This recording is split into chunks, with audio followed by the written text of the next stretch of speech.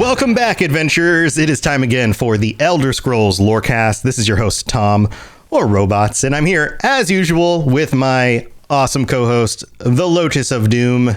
Welcome back, Lotus. How you doing, buddy?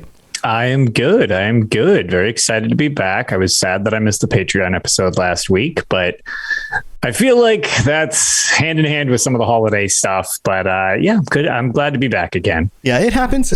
We had a great time without you. Unfortunately, you weren't there, but you know, we still had a good time. I did get to listen though, which was neat getting to hear everybody since I had no idea what I would be listening to at work. Well, hey, you still get to listen, so that's fun. Exactly. Well, we are continuing our conversations about Skyrim, and now that we've kind of covered the main quests and some, looking back about our enjoyment of the game, we're digging into some of the characters of Skyrim, and specifically the characters that Lotus and I think that you should be spending some more time with to get to know, because, man, it's been 10 years since the game came out, and had we been doing this show right after the game came out, then these would have been the characters that we would have been spending a lot more time with back in the day. But that didn't happen because I wasn't doing the show 10 years ago. Lotus wasn't doing the show 10 years ago, right? But man, Lotus, we've been diving back into this game like it's brand new again. I mean, we were talking in the pre-show about how much we've been loving the game and just kind of getting lost in it. Yeah, it's pretty crazy to think about how much I've gotten back into Skyrim with Anniversary Edition. I expected to kind of have fun with it. I was excited for it. I usually play it each year around this time of the year because I always joke that like Skyrim is basically just modified New England, which is, where I live anyway. So I'm like, I look outside and it's like I'm either in the Rift or I'm in Windhelm. Like it's pretty much the same thing. And, so I'm used to playing it around this time of the year just because it's like a fun, cozy, game that I like to go back to. But it's weird because going back to it this time, I don't mod things as, I'm kind of like an achievement hunter. They tend to overlap. I play the games kind of as is, and I've never really run out of stuff to do. But going back into Skyrim Anniversary Edition, it's been sort of blowing my mind all the little touches they've added to the game that aren't necessarily full overhauls or anything like that. We'll get into one specifically to who we're talking about this evening. But It's been fascinating that I'm just like, wait, could I do that before? And I've actually referenced a couple times, like online, I'll check like the UESP or something. I was like, is that real? Like, am I just forgetting this? And it's like, nope, that's a totally new thing. Okay, that's awesome. So I've really been having a ball with it. Yeah, which is funny because you haven't been modding. I've been modding the heck out of my game. People have been coming by my streams every day on my YouTube channel, and every day I'm adding in new mods. And I've spent the last 2 weeks figuring out all the mods that work in Anniversary Edition, because so many of them are broken because of script extender not working with some of the mods, which still need to be updated. And then the new patch came out and that broke everything else again. So I've been doing videos about this. I just this morning put out a video which is called, basically, I turned Skyrim into a next generation game, even though Anniversary Edition came out and supposedly broke all the mods. Because what I've done is I figured out something like 40 some mods that actually still work in the game. And so and I know you haven't checked out the video yet, but it looks amazing. Like there are so many mods that still work and can make the game look like beautiful. In fact, somebody came by my stream yesterday and they popped in and didn't realize what I was playing yet. And they were like, oh, you're playing Fallout 76. And because they saw the plants and the scenery and they didn't notice what I was playing. And I was like, well, no, this is Skyrim. And they were like, what? And I was like, yeah, it looks like a modern game because of all the mods. And it was just kind of blew their mind. That's incredible. I know. So I've been having so much fun bringing the game up to like modern visual standards and like audio standards and all these other things, while still enjoying all the Anniversary Edition content and playing it in this really fun kind of extreme role play is what we're calling it kind of way. So it's man, we've been having so much fun with it. And so what I want to do with the show to kind of bring it back around is to talk about some of the characters in the game that I think, and you think, and this is a character that you brought up. I had some in mind too, and we were talking, and you're like, well, what about some of these characters? And you brought this guy up, and I was like, oh, this would be a really cool character to bring up. And you said that you had recently played through his quest lines, and the character is Calcelmo. And let's introduce the character, and we're going to get into a little bit of depth into the character. Now, there's only so much information about Calcelmo, but we'll dissect what we do know, and then we'll get into the importance of the character and why this character is so interesting from a lore standpoint, from what we do know, and what is brought to bear in the game, and then what we know from outside the game and the greater importance in the lore. So Calcelmo he's a scholar. You meet him in Markarth. He's an Altmer, and he's a conjurer, and he's very well known in the world of Skyrim. He's dedicated himself specifically to researching the Dwemer. This is kind of his life's work. And he's a quest giver. He's a character that's very important for a number of different reasons. He's somebody that you can actually sell almost anything to. So he can be used in that regard as well. Yep. He has a character that you can also meet, his nephew, Eikentar, Aicantar. I don't remember exactly the pronunciation. Sounds good. Eikentar. And has been studying the Dwemer runes beneath Markarth. I'm messing up all the words, even the ones I know how to pronounce. Even the ones that aren't complicated. Even the ones that aren't complicated. This is what happens when you read too many of these words. So this is his big contribution to the world, and he is the author of a number of different books. So any of the books that you come across simply labeled dwarves, he's the author of those books. And so much of the lore that we reference when we're talking about Dwemer, and we're referencing on this show, in other conversations, come from the research that this character has done at the time of this era in Skyrim, in this game. And a lot of that comes from the book Dwarves. And I think that this is very interesting because he's digging into the depths of Markarth and studying these dwarves. I just love that this is a character that you meet who is actively engaging in archaeology. Yes. And the fact that, again, Markarth being the Dwemer city, as we've mentioned before, it's in the ruins of a Dwemer city. What better place to have him camped up when you actually find him?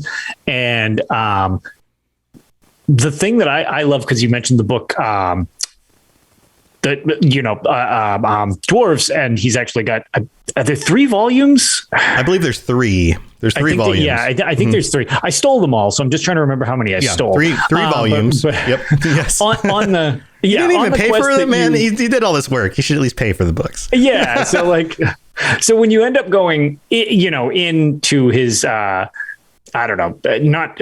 his Smarty Tower, because that's where he's just doing all his work and everything like that. You go through his museum and everything like that during a quest. But when you're up there, there's actually a bunch of books, which again is problematic when you're a klepto and steal literally everything like I do.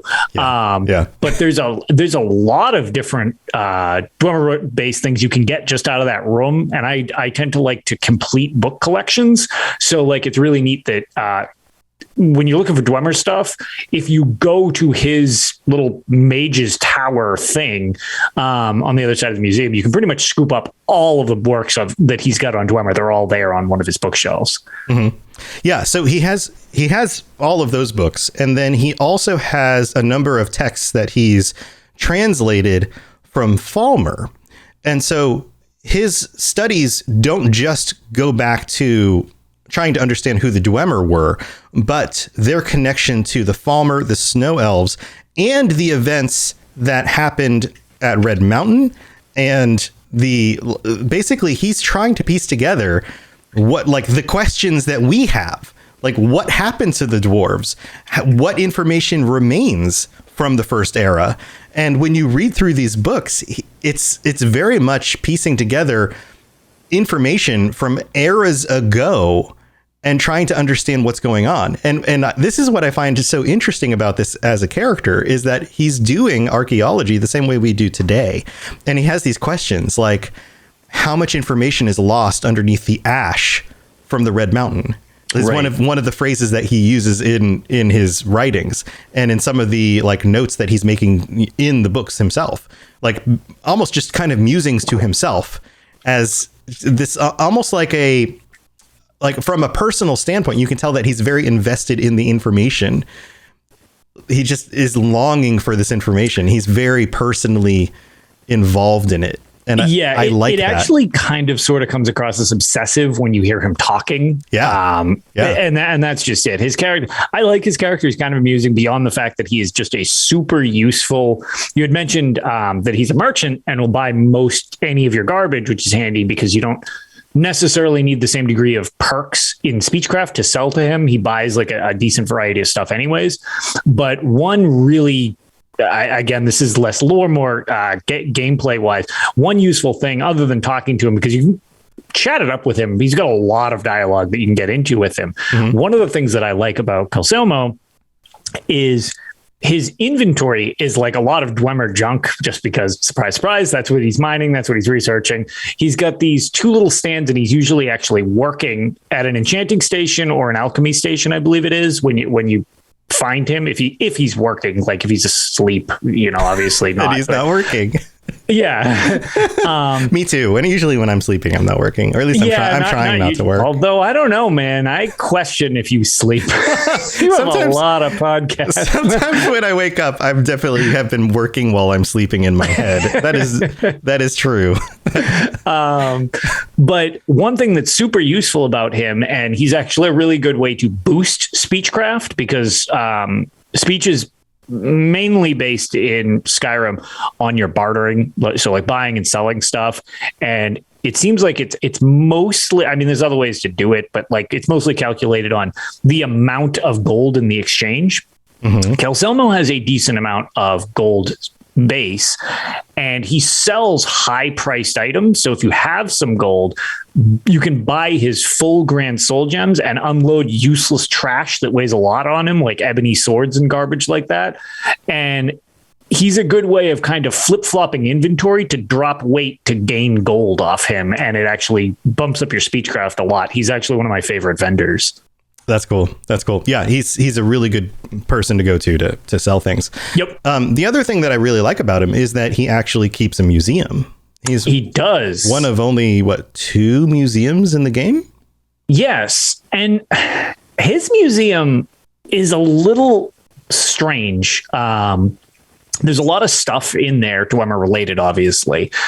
But I remember having like a huge problem when I first went in there, because we can get into the major quest that relates to him a little after, involving the Mages Guild, but you can't just walk wherever you want in there. And at first it's locked, but you can chat it up with him, and actually the easiest way I've always found to get the key to go into the museum is to just like butter him up.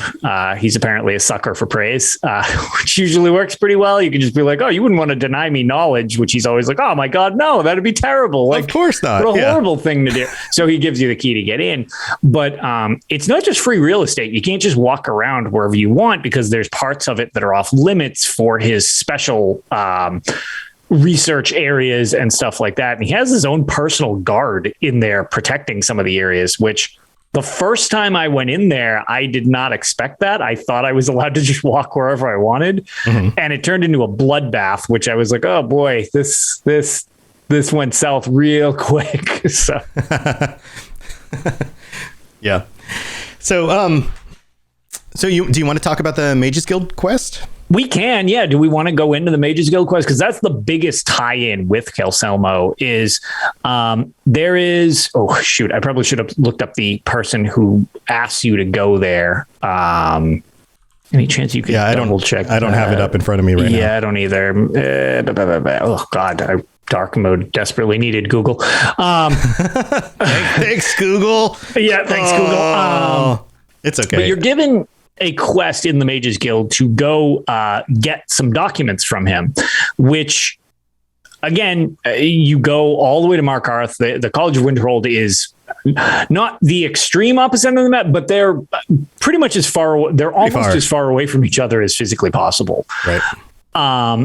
But he's interested in procuring this, and it's mentioned that, you know, you do what you got to do. I'm not going to give you directions. I don't want to know how you get it. I just want this. And it's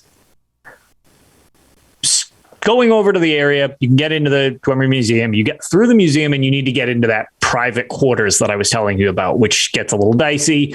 But one of the things that I find very interesting, and it breadcrumbs you for this quest, and I did not get it the first time, which is really interesting. Maybe it's a unique thing to me. I'm curious if other people have had the same trouble with this quest, but there is a mechanic you literally only use, at least as far as I remember, on this one quest.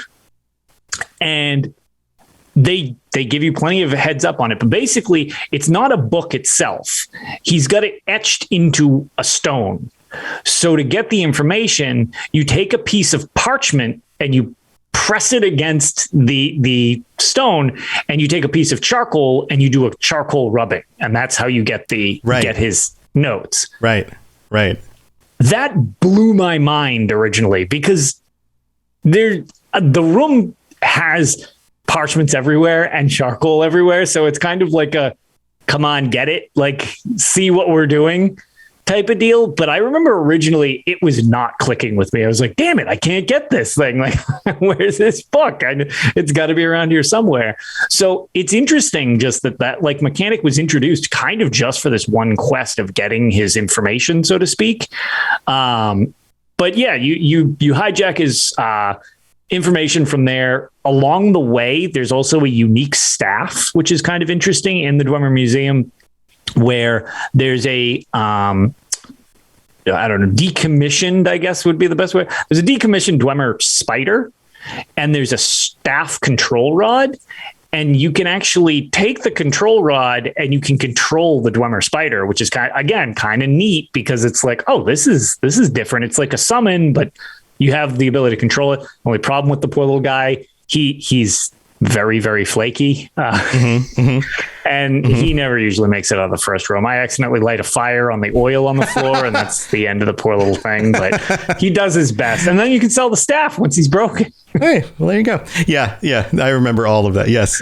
Yeah. Oh, yeah. Stuff. And then obviously you just return back, to the mage's college with the information. The guy, gives you your reward for getting him the information. Even mentions the fact that he's like, oh, rubbings. I was expecting like actual parchments. It's like, nope, I was too originally. Like there's several leading things that's kind of interesting, that it's almost like that was a unique idea for that one quest that they sort of almost needed to point out several times. They're like, yeah, we know this is different. Like, acknowledge that this is different. Like, but I like it. I actually almost wish there was more to it, like doing the like rubbings and having uses to some of the inane items around the world, which they've gotten better at doing later down the line. Fallout, I really like how they've made it so that garbage, you can break it down into components and then make stuff with the components.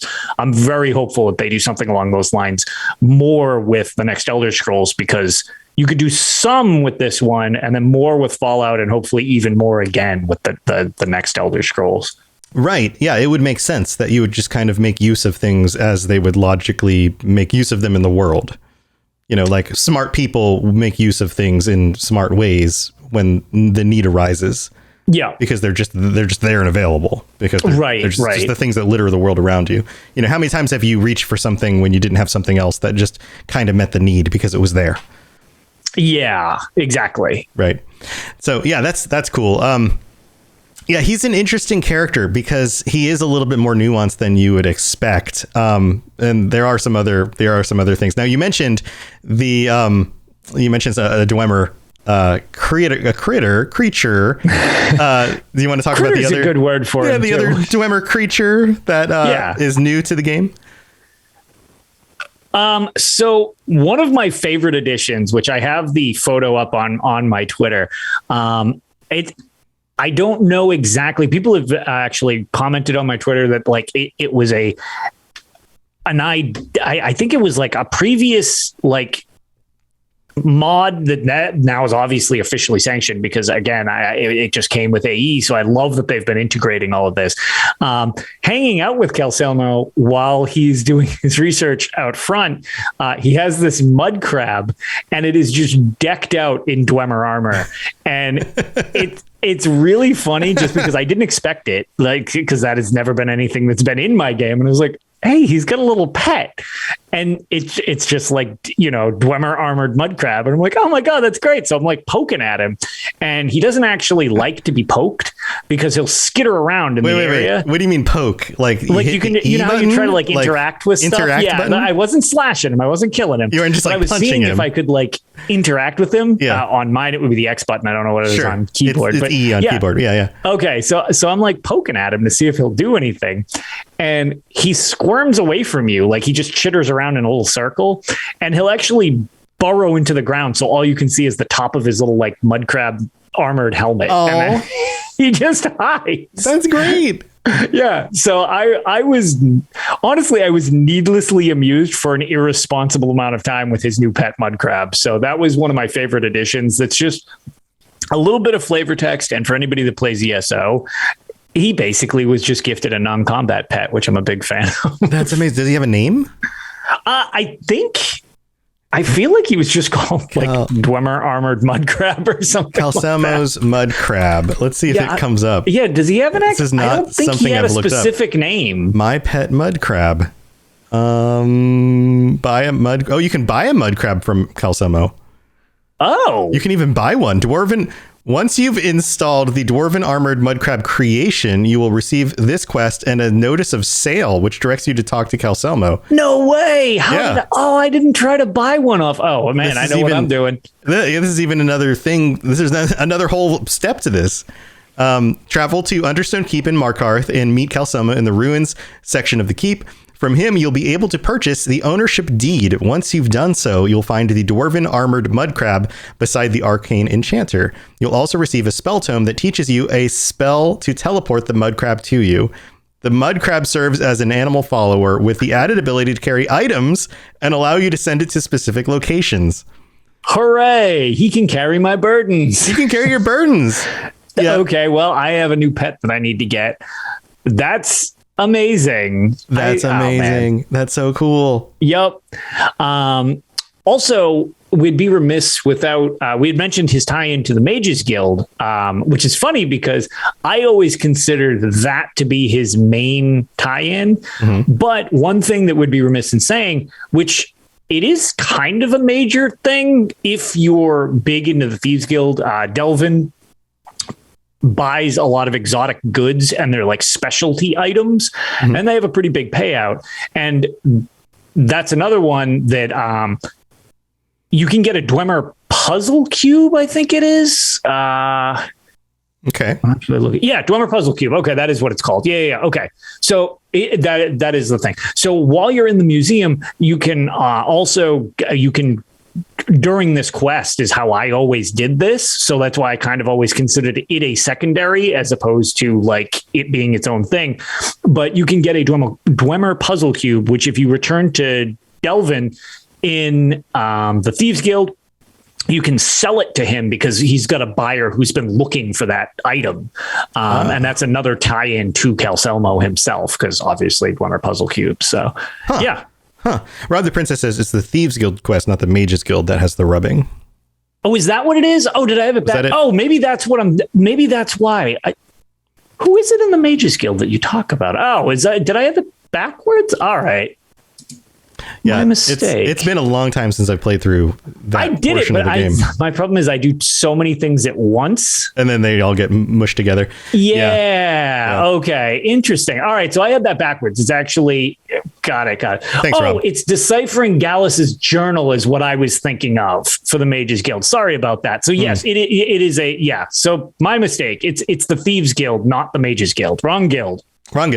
You're close. You're close. This happens to me all the time too. When I'm like, oh yeah, then this thing, and then sometimes when preparing for shows, you don't always think about all the things you want to talk about, and then you get to the show and you're like, oh yeah, there's this thing too, and then you want to talk about it, but you weren't. And El Timtor thinking about it ahead of time. In chat, it's Enthier from the college who's actually giving you the quest that I was thinking of. That's why. I got you. So he's so it's a weird tie-in that was not actually the Mages Guild. The dude is in the Mages Guild getting it for the Thieves Guild.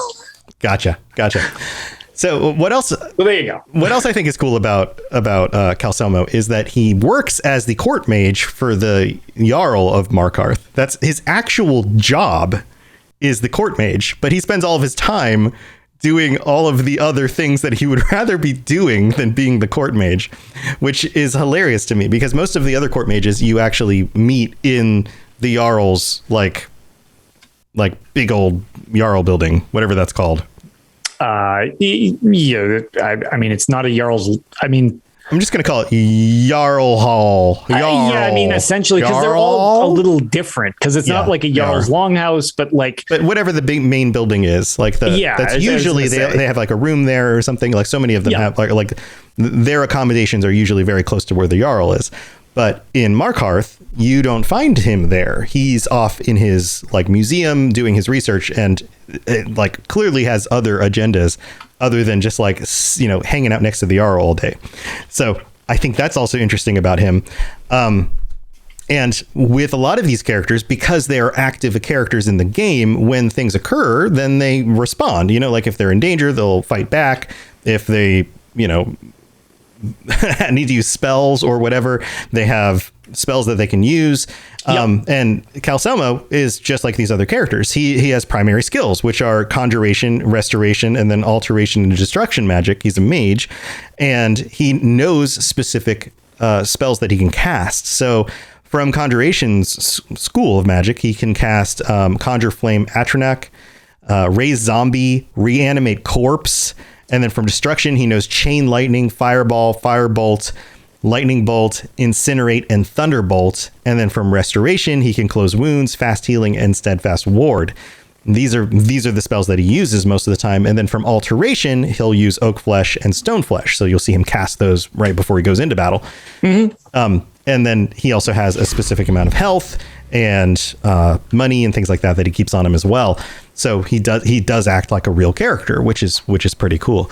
Now there are some other things that I want to talk to you guys about with this character, but we have to go thank our patrons first. So let's do that, and then we're going to talk about the fact that he's a little bit more three-dimensional than just this nerdy dude. He actually has a love interest, which I think is also really cool. So we'll be back in just a minute. The skies are marked with numberless sparks, each a fire, and every one a sign. All right, so this is the part of the show where I get to thank our patrons, all 54 of you guys. Thank you so much for supporting the show, and thank you especially to our Daedric princes, Mr. Gummy Boy and Noodle El Dente. Thank you so much for supporting the show as our tier 5 patrons, and everybody else who takes the time and the money to support us.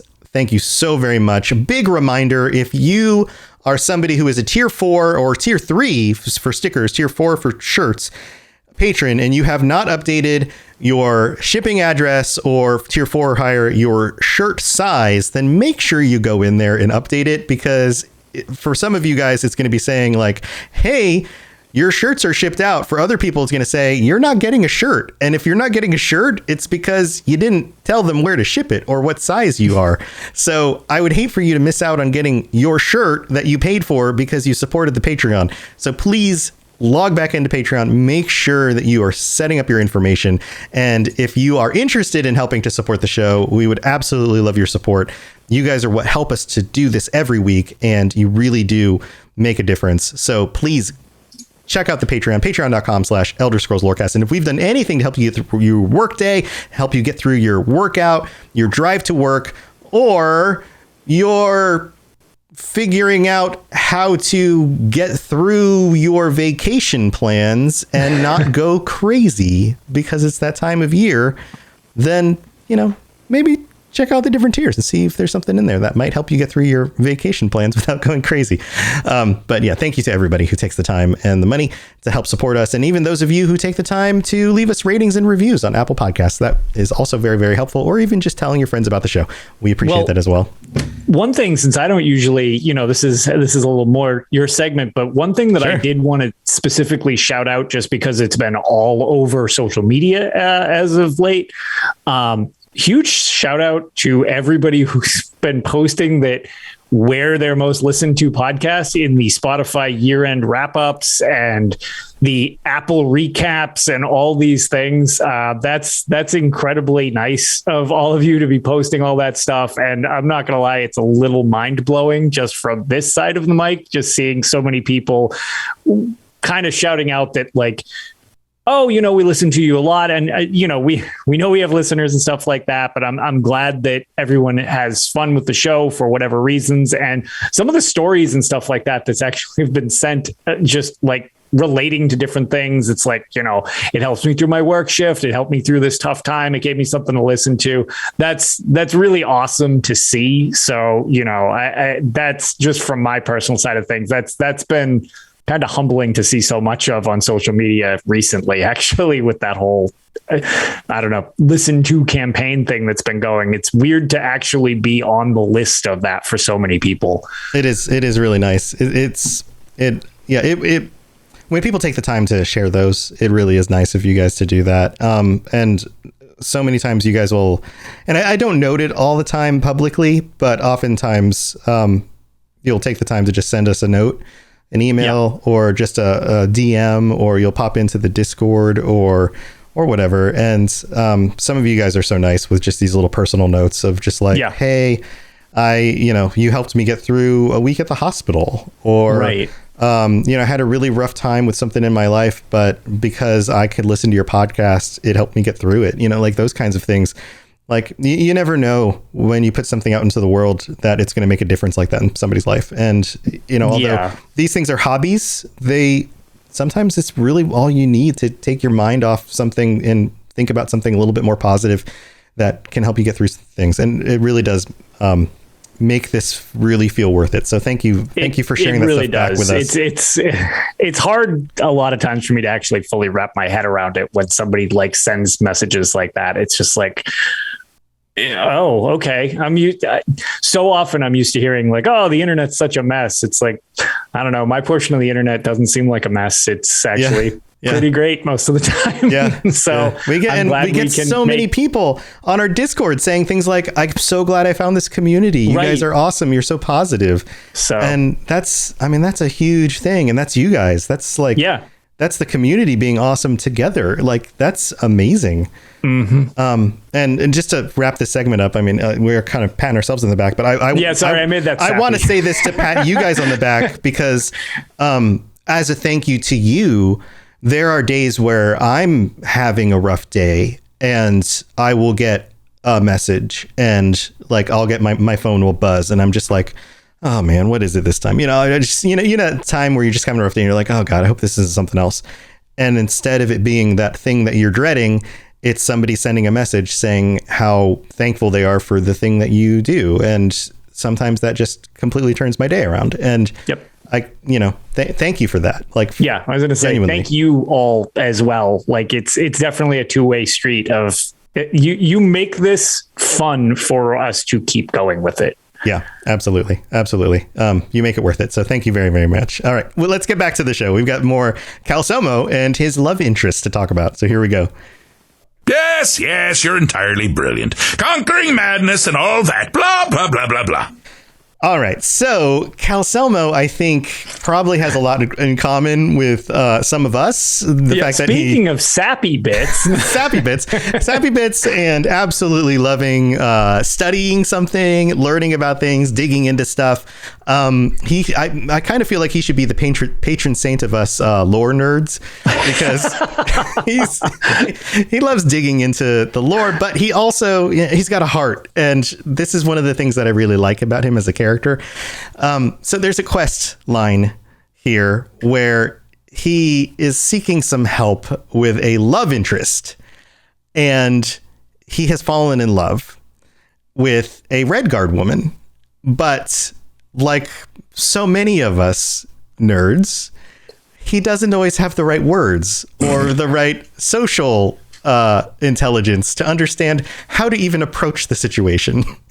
He's real clumsy. He's a clumsy dude because he spends so much of his time digging in the earth and looking at these Dwemer parts and all these mechanical things that he doesn't understand how human beings work. So he needs some help. And so you go on this quest where you end up helping him with words, which are actually a poem. And here, let's read the poem because I think this poem is particularly good. Oh, it's gold. The way that this poem works. So we're gonna quote this. This is called Love Poem by Ingvar the Singer. And this is what he uses to talk to the woman. And the woman's name here, let me pull this up. The woman's name that he's trying to woo is Feline. And she's this attractive, athletic Redguard woman. And he is a nerdy Altmer. And he's got a thing for her and he just doesn't know how to talk to her. So he uses this poem. And here it goes. My lover's heart is numbing stone. Already, he's talking about stone because he's digging in the earth. Right out the gate. Yeah. That hides in ice beneath our sight. So some decry, it is not there, while others whisper, yet it might. Though stone is born from fevered ash, once formed it yields no whiff of heat. So too her heart betrays no love, nor comfort those embracing it. As mountains grow and yearn for sky, then climbers conquering ascend. With chisel, rope, with axe and pick, they force the rock to yield to them. One peak stands proud amidst the range, invincible and scaled by none. Those men who try wash down her slopes. Their eye-borne streams obliquely run. What? I'm sorry. Their eye-borne streams obliquely run. Okay. What do you mean? You don't. I need to compose myself. This is top shelf poetry. I'm composing myself. Obliquely run. This is good stuff. For brash assaults could never pierce those guarded depths that lay apart, but patient water gently shapes a furtive channel to the heart. Sorry. My love is delving water, ice that cracks with cycles of the sun. A lapping, yearning, whispered plea will mark the time till I rush in. For I have dwelt among the rocks, my city carved from rugged stone. So in that burrow I will creep and warm the soul which makes my home. It's beautiful. It is beautiful. It's beautiful. Beautiful. Yes. And we need, you know what we should have planned for this in advance? Do you have clapping on command? Do you have one of your clap buttons? I can try one. You want to just see what happens if I hit a button? Whatever that response is. All right, let's see. What's this one? Woohoo! Close enough. Right, that was good. Close enough. Perfect. The woohoo. All right. So woohoo. Good work. Yeah, Calcelmo. yeah. This whole quest line ends with Calcelmo going, Feline, and then she goes, shh, it's all right. You don't need to say anymore. I had no idea you were so nuanced. And he says, I love you. And she says, so I hear. Come here, you. The best answer to I love you is so I hear. Yeah, it's almost a Star Wars reference. It's almost like I know. I know. Right. I feel that so I hear is even more insulting. Yeah, so I hear. Yeah, but then she follows up with "Come here, you," which is kind of makes up for it. Oh man, I love this guy.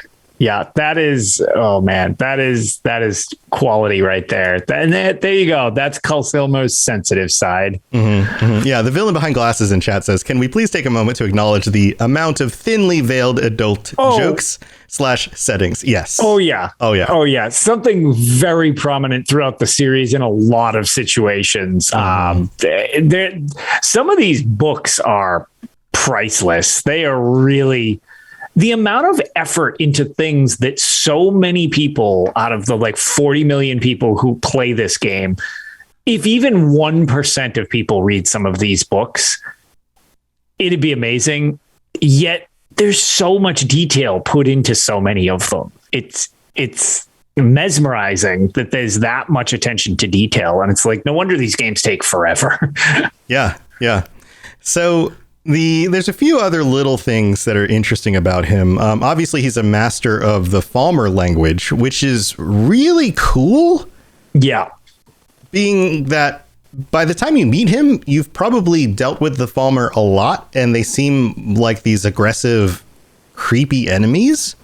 And yet he sees them as an interesting race that is to be understood, that have a language to be deciphered. And yet you've seen them as more of this like tribal underground race that is just disturbing and difficult to deal with. Like, that's interesting.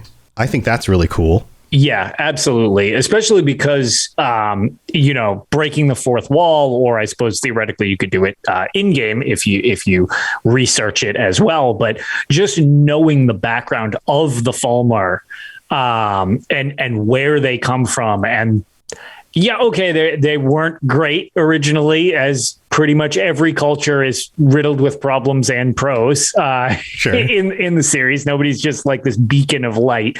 But their whole race and culture became intertwined, with the Dwemer, and as an entire race, they became so just tragic in the end. So even though they're so aggressive in game and stuff like that, knowing their background, just even if it's still like, okay, well, yeah, I'm not going to give them a hug, but at the same time, it gives so much more context to it. And the fact that there is more than just this aggressive blind creature trying to bash your head in. So like, it's interesting that he seems like one of the few people in Skyrim that actually recognizes that. Mm-hmm.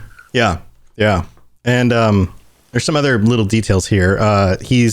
So one of the things you notice, especially in Skyrim, but very much so in Oblivion, is that so many of the voice actors are the same for multiple characters. Like once you start really paying attention, you start going, "Oh yeah, wait a minute, that's the same voice." Yeah. In some ways, they're just the same exact voice. It's not even the same voice actor doing a different voice. Just the same, but yeah, it's not as bad as Oblivion, though. Not as bad as Oblivion, where the same person talks to the same person more than once. Yeah, where it's almost exactly the same voice talking the same voice. Yeah, that happens a lot.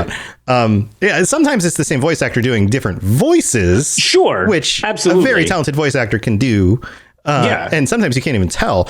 But yeah, I sometimes when we always bring up Wes Johnson, but he's like the ultimate one where it's like a lot of times I don't even know it's him in a role. Yeah. As opposed, it's like, oh, he really was talking to himself, and I had no idea. Yeah. Like, I've gotten better over the years at going, that's Wes Johnson again. I've played enough games that he's in that I think it's starting to just sink in. But like, he's just got such a range. It's really wild. Even like, just as a quick, Markarth was also in ESO. There was a Markarth expansion last year, right around this time, actually. We got the Markarth expansion, and he was the Ald actually in the area, which was really cool because honestly, at first I didn't make the connection. And then it was like, oh no, that's him. It's like, I see who it is, because I knew he was involved and I didn't know who it was at first.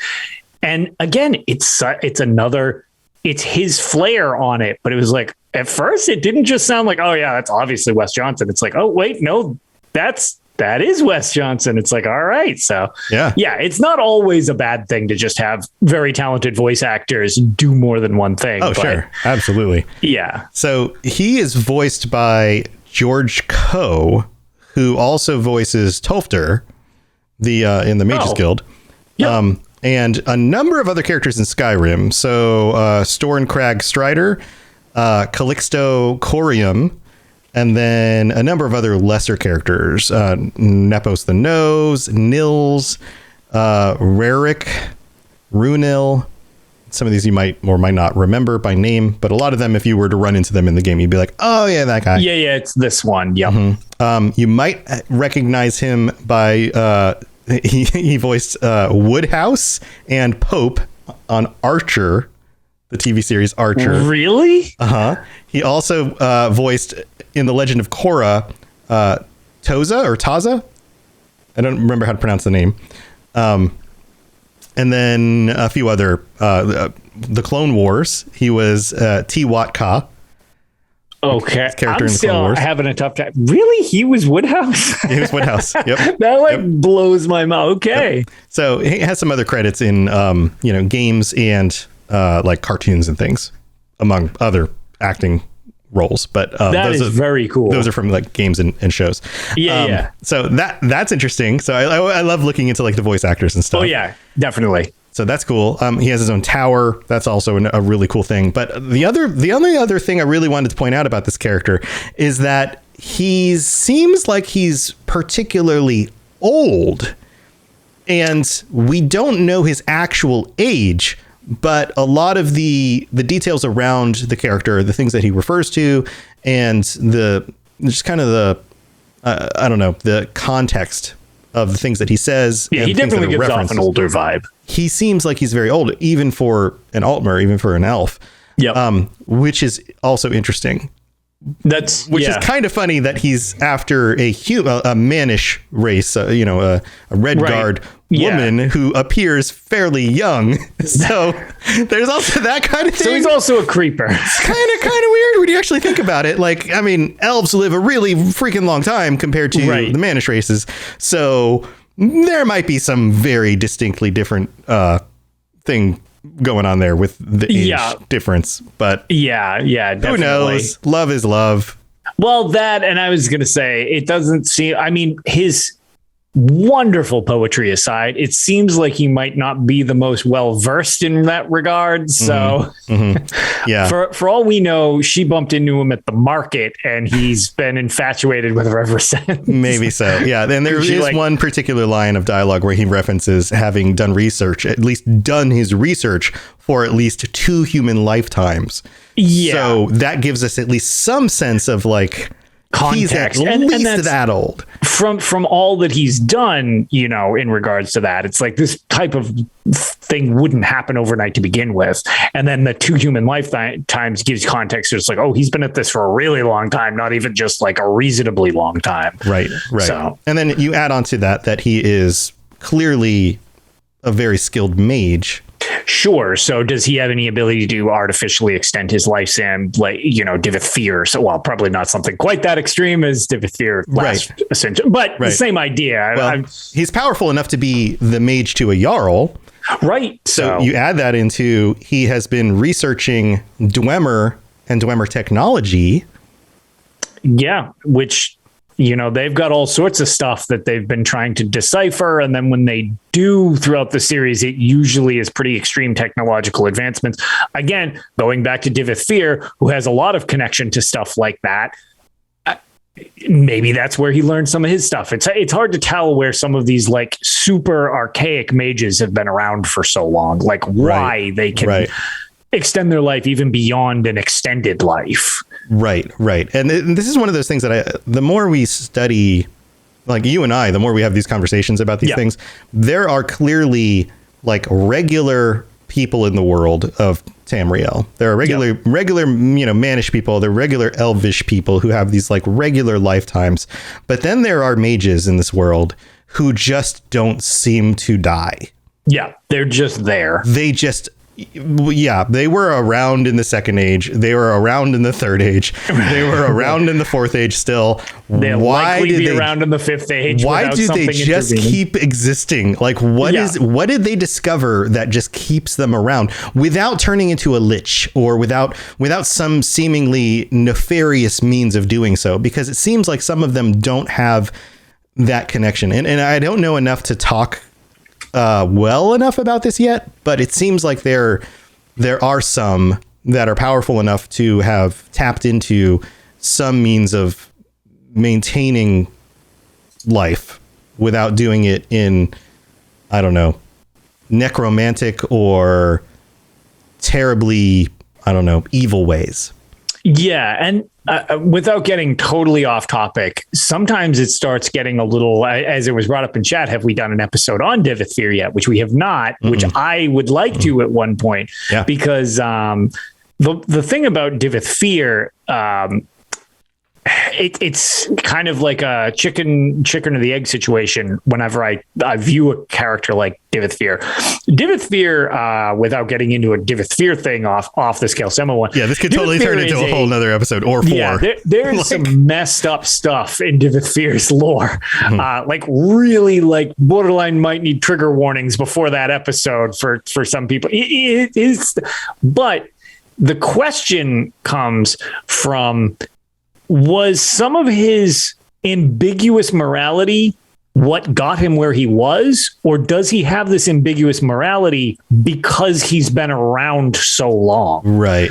Like, it always makes me curious about that, because it's like, what came first? Was that weird, I don't have any boundaries, what got him to where he was? Or is it just been this thing where it's like, yeah, morality's for people who die in a normal lifespan. At this point, I'm going to do whatever I want because I've been around so long. Right. And it's kind of like the same thing with vampires. And if that's the case, does that naturally come from age, or does that come through the corruption that he had to go through in order to extend his life? Exactly. Right. Like those could be two different things. Like some people just live a longer life and then they just stop caring as much about things because they feel like, well, I've already been here, done that. Things don't really matter as much. Yep. Or there's just the corruption that they've committed to in order to extend their life, and that kind of removes that be something? Yeah, exactly. Their morality. So there's a few different levels to that. Or they were consumed through corruption in order to extend their life, and they like gave up a part of their soul in order to do so. There's that kind of sense of it too, where that like they were already corrupt to begin with to be willing to do that. Yeah. So therefore you could just say that like they never had a moral compass. Exactly. It's hard to tell what the order of those things are, type of deal. But in Calcelmo's situation, it doesn't really seem to apply. But also, I don't think Calcelmo has quite reached the age. I would assume he's a couple hundred years old. He's not breaking the 1,000 gap. Yeah. Divithfear gets to like 4,000 years old. Yeah. It's a different league with that. Yeah, we're talking. I'm thinking Calcelmo's in like the 200 to 300 years old range. He's in the like. He's been around for a while. Years. Right. Yep. Exactly. You're looking at him and going, okay, Gramps. Yeah, exactly. Yeah, you're great Gramps. Great Gramps. Right, it's a Grandpa Mur. Yeah. Okay, great Gramps. Should you really be dating a 20 to 30 year old, young woman? It's like seems a little weird. But okay, if you guys do your thing, as long as everybody's consensual about this, upfront and consensual about it, whatever, that's your thing, it's your business, you guys deal with it. Okay. Exactly. Right. Also, she looks like she could totally kick your butt if you ever mistreated her, so we'll just leave it at that. She get the feeling she's a lot better warrior than he would hope to be. Yeah, he might wake up with an axe in his power. Yeah, he might wake up with an axe in his head if ever he laid a finger on her the wrong way. So yeah. So there we go. Well, that's what we got for Calcelmo this week. Very interesting character. I think that in a lot of ways he seems like a interesting, cool dude. Aside from the whole being super old, dating a young woman, but who knows? Maybe she's older than she looks. Wanting to more than necessarily it even seeming to happen. Right. So he's got a heart. At least he's got a heart, and he's an interesting guy. So we'll give him that. But thank you everybody for tuning into the show tonight. Thank you for being here, chat. And Lotus, you have anything cool going on? I mean, we're getting into December. Things will be getting interesting with, the holidays coming up and everything like that. I've got my normal, I've been trying to maintain Tales over at Tales of Tamriel. But the big thing that I actually did want to shout out, because I had mentioned the last several episodes about, the giveaway I had with the Skyrim Metal Dragonstone tablet. Yeah. I did the drawing because it was the first, I believe, yesterday, if you're on the live show. And the reason I wanted to shout it out, other than thank you everybody for all your donations to charity that this was drawn from, but mainly a huge shout out to Bribwan, who actually won. Wow. Congratulations, yes. Brib. So congrats, Brib. Yours is actually en route as of tomorrow because the post office was closed before I went to work and after I got home because my hours are longer than the post office. So that's when you know you're working too hard. Yeah. So as of tomorrow, I'll be able to ship out your Dragonstone and hopefully it reaches you nice and speedily and you can add it to your collection of cool Elder Scrolls stuff. So big congrats and thank you everybody for all your donations to Extra Life for this year. The charity team, the Elder Heroes, actually, we as a team could not be happier with how this year went. This year as a team, we actually broke $15,000. It's the first time we've ever had this team. We made it this year. So our original goal was 5,000 to give you a context for what we're at compared to what we ended at. So to everybody in the community who stopped by for any of us, the UESP, myself over at Tails, all the other people in the community, Grizz and everybody, huge thank you. It's greatly, greatly appreciated and all goes to an awesome cause. So hope everybody's enjoyed their gifts. I know a couple have been slightly problematic because the post office, thumbs down, you guys take too long and lose my stuff. I don't like it, but the last of the gifts are going out. So oh no. Yeah, they're not great. I don't like the post office. Thanks, post office. Yeah. Expensive and unreliable. Do better. But that's pretty much it for me. Just, big thank you on that. And shout out to Brib for winning the final giveaway. So congratulations. That's awesome. Yeah. Well, you guys know where my stuff is, robotsradio.net for all the different shows. And you can check out all of my Lorecasts. So there's Fallout and Elder Scrolls. And then Witcher Season 2 is just 2 weeks away at this point. Oh my God, I can't wait. Yeah. Witcher Lorecast. We've been talking about predictions for Season 2 and recapping Season 1. Lots of cool stuff coming for that. And then we have the Mass Effect Lorecast and what's the other one? Cyberpunk, man, Cyberpunk's been getting a lot of positive news lately with people picking that game up on sale. And there's a bunch of updates coming for that in the new year. And during Seems very stable compared to what it was too. It's a lot more stable. I've heard that it's generally running as it should be at this point. So Yep. And then they've talked about the new updates for the new gen systems will be coming early next year, so in the first few months of next year. Oh, very cool. Along with some DLC and a bunch of other fun stuff for that. So I got my wife into that actually. I picked up the game for $10 on nice PlayStation. So she's been playing on the couch. Cool. Yeah, killing fools and taking all their stuff, filling her pockies. She likes to take everything, fill up her pockies. That's what she says. That's the correct way to do it. I'm filling up my pockies. She finds everything. She looks in every nook and corner. Nook and cranny corner. So we got all that stuff going on. I've been putting up Skyrim modding videos on the Robots Radio YouTube. So go check that out. I've been streaming Skyrim every day. So go check that out. And what else do I have? I've got all sorts of fun stuff. I've got my podcasting book, my video game podcasting book on robotsradio.net/book. And it's easy to remember /book. It is pretty accurate to what it's portraying. On the nose. Yeah. Yeah. So if you're looking to start a podcast, then there's two different ways that I can help you out. You can either read the book or you can join the Robots Radio Rocket Club. And the book, I basically have taken all the things I've learned about starting a bunch of podcasts and turning it into a career and put it into a book to help you out. So that's a whole bunch of info for you for super cheap, and you can have all the info right there. And if you want a group of people to learn with and me to help mentor you and a awesome community and network to associate yourself with and even hosting for your show and all that stuff, then you can join us on the Robots Radio Rocket Club. So lots of tools and things for you guys as other podcasters to help you get up and running and get you started as easy as you possibly can. I wish I had all these tools when I started. I didn't. I had to learn the hard way. So I've got all that stuff for you guys. So lots of fun things. Be part of the community. We'd love to have you guys join us. And even if you just want to, check out the shows or chat with us on the Discord. So lots of fun things for you to plug into. But we love you guys being here. Thank you so much for being a part of us and part of the community. Thanks for joining us on the live chat. And we'll see you again next time on next week's episode, where we're going to talk about more awesome Skyrim characters and all the fun stuff that comes with that. So thanks for being here, Lotus. We'll see you all later. Thanks for having me. Bye everybody. Thanks for listening to the Elder Scrolls Lorecast. If you have something you'd like to contribute to the show, please reach out to us at elderscrollslorecast@gmail.com or on Twitter @ESO Lorecast. I really appreciate you listening, and I'd love to hear from you soon. You've been listening to a Robots Radio podcast. Smart shows for interesting people. Check out all the shows at robotsradio.net.